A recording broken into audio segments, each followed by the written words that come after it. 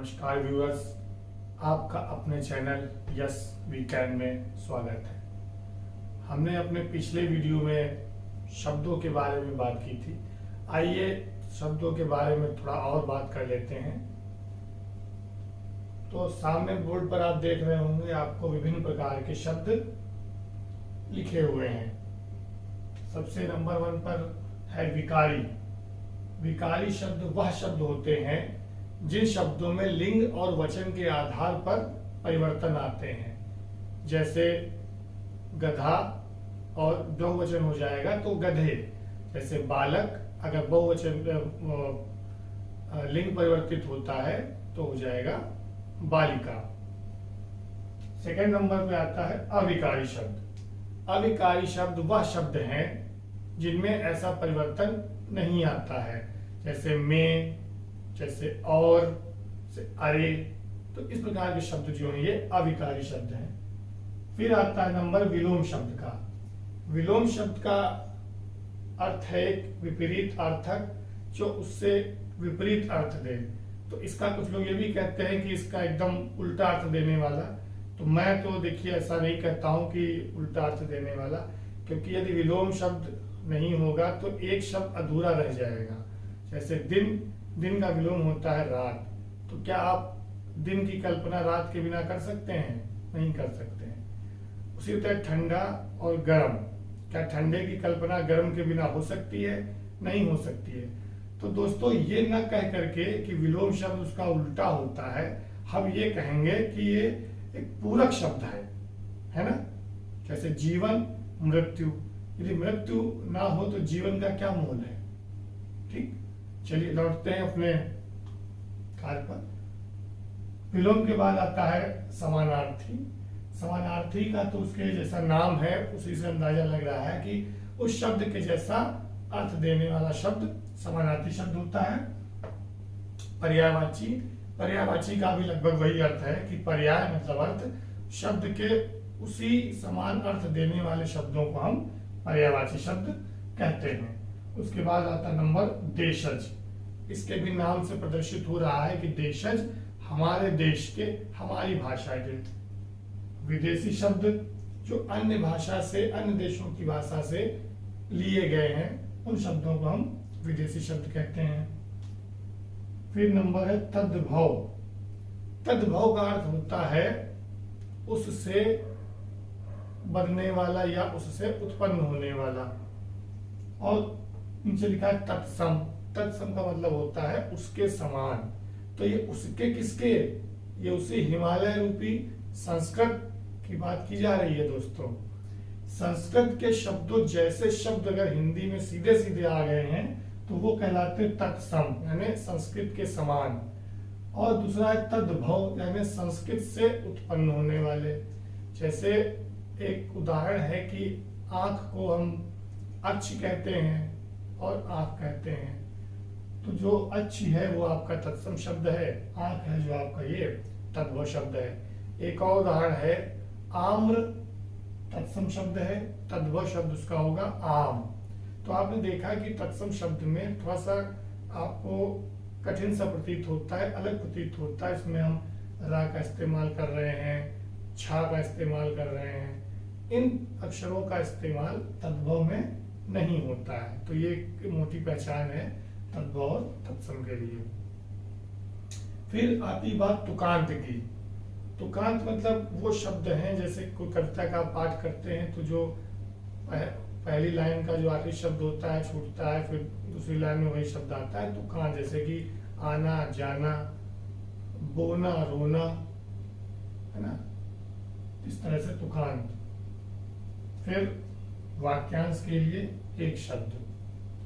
कुछ वाक्यांश दे दिया गया है, उसको उतनी बड़ी बात ना कह के, हर बात में ना लिख करके उसके लिए एक छोटा सा एक शब्द होता है। जैसे आपका मान लीजिए कि जहां पर जाना कठिन हो, ऐसे स्थान को क्या कहेंगे?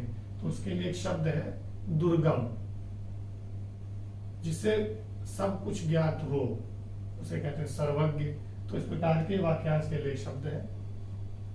उसके बाद फिर ये आप संज्ञा सर्वनाम क्रिया सब देख रहे होंगे। ये आपको आपका जाना पहचाना लग रहा होगा, बचपन से इसके बारे में सुनते पढ़ते आए हैं। ये विशेष्य को आप थोड़ी देर के लिए भूल जाइए। तो ये 8 है आपके, 1 2 3 4 5 6 7 8। इनको शब्द भेद कहते हैं या इंग्लिश में पार्ट ऑफ स्पीच कहते हैं।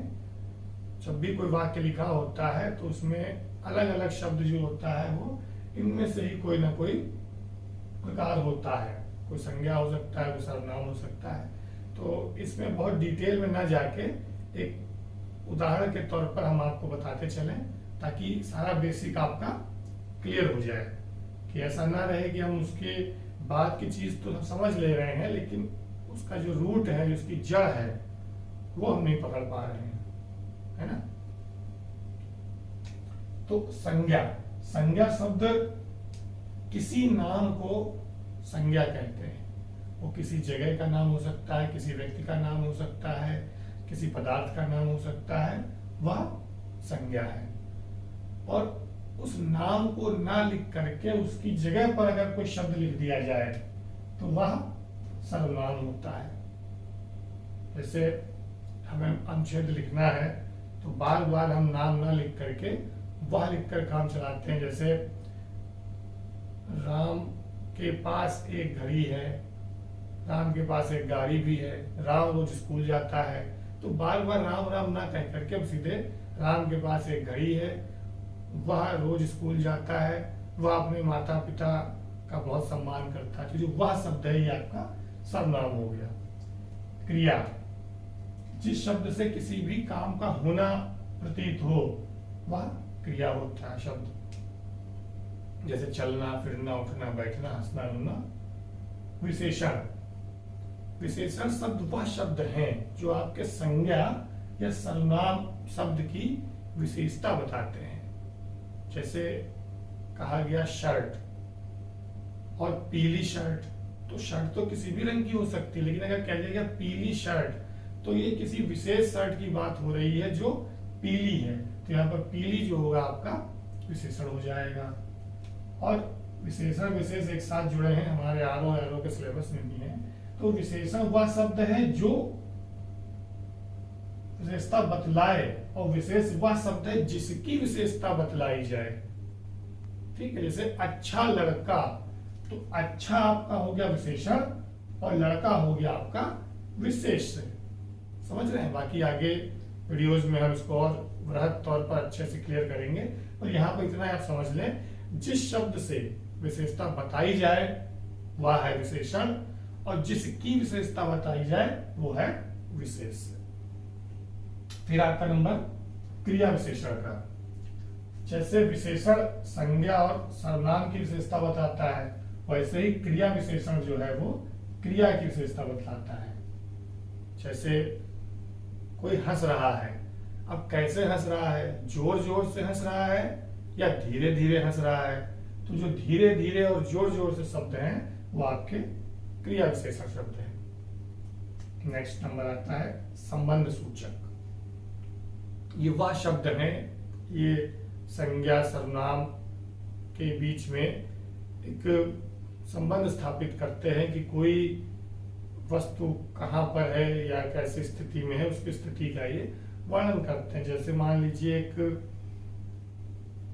ये पेपर वेट है और पेपर वेट को मैं मेज पर रख देता हूं, तो जो ये शब्द आया पर, तो जो पर शब्द है ये हमारा संबंध सूचक है। ये मेज और पेपर वेट के बीच में संबंध स्थापित कर रहा है कि हाथ, मान लीजिए हाथ है और पेपर वेट है, तो पेपर वेट कहाँ है, पेपर वेट हाथ पर है।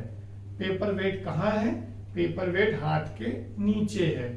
पेपर वेट कहाँ है, पेपर वेट मुट्ठी में है। तो इस तरह का जो संबंध सूचक शब्द हैं वो कहलाते हैं संबंध सूचक। उसके बाद है समुच्चय बोधक।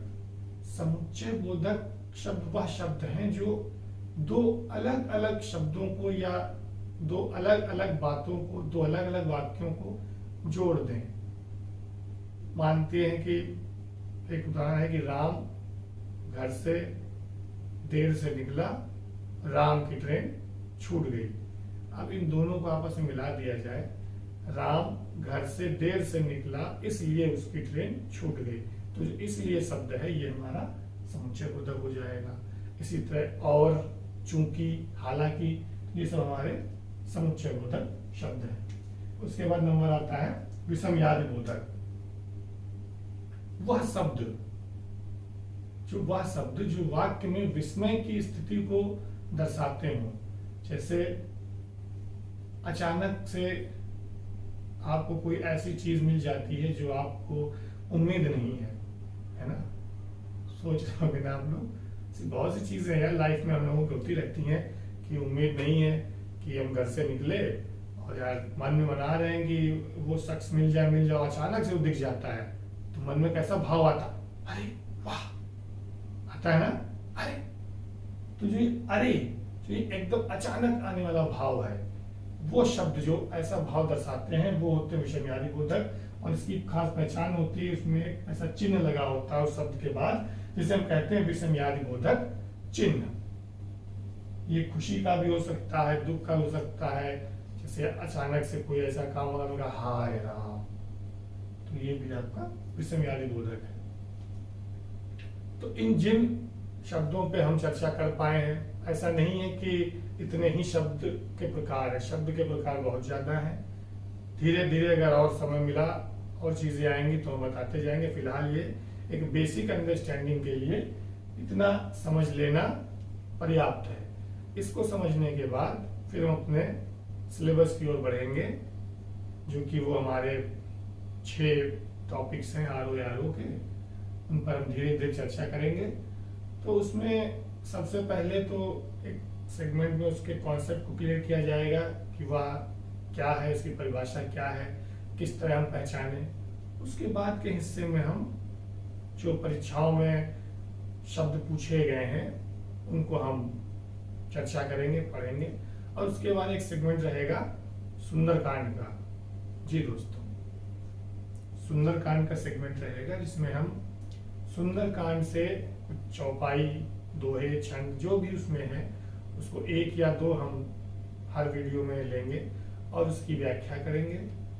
तो दोस्तों, एक उसकी व्याख्या करने से पहले या उसके बारे में बात करने से पहले मैं सब लोगों को यह बता देना चाहता हूँ कि अगर उसकी हम व्याख्या कर रहे हैं, उसका भावार्थ दे रहे हैं, तो इसका ये मतलब नहीं है कि बिल्कुल एज इट इज जैसा वो लिखा गया वाल्मीकि जी द्वारा वैसा ही एकदम उसका अर्थ निकल के आया। हो सकता है उन्होंने कुछ और सोच के लिखा हो और हमने कुछ और विचार करके उसका भावार्थ दिया है। तो यदि उसमें कहीं पर त्रुटि होती है तो उसके लिए मैं पहले ही क्षमा मांग लूंगा। और आप सबसे निवेदन रहेगा कि इस चीज को किसी धर्म से, किसी बात से न जोड़ करके एक लिटरेरी पर्पज से, एक शब्दों के भंडार को बढ़ाने के पर्पज से समझें। और यदि कोई गलती होती है तो मुझे उसमें आप माफ करेंगे। तो सुंदरकांड का थोड़ा सा परिचय दे देते हैं कि रामायण में सुंदरकांड वह हिस्सा है जिसमें हनुमान जी के बारे में विस्तृत चर्चा है कि किस तरह जब सीता जी को रावण ले गया था तो हनुमान जी किस तरह से युद्ध करते हुए समुद्र पार करके लंका में जाते हैं, वहां किस तरह सीता माता से मिलते हैं और कैसे आगे रावण के दरबार में जाते हैं, कैसे लंका में आग लगाते हैं। इन सब बातों पर बहुत ही उत्साहवर्धक, बहुत ही ज्ञानवर्धक, बहुत ही बेहतरीन, उसकी कोई तुलना ही नहीं है, अतुलनीय है दोस्तों।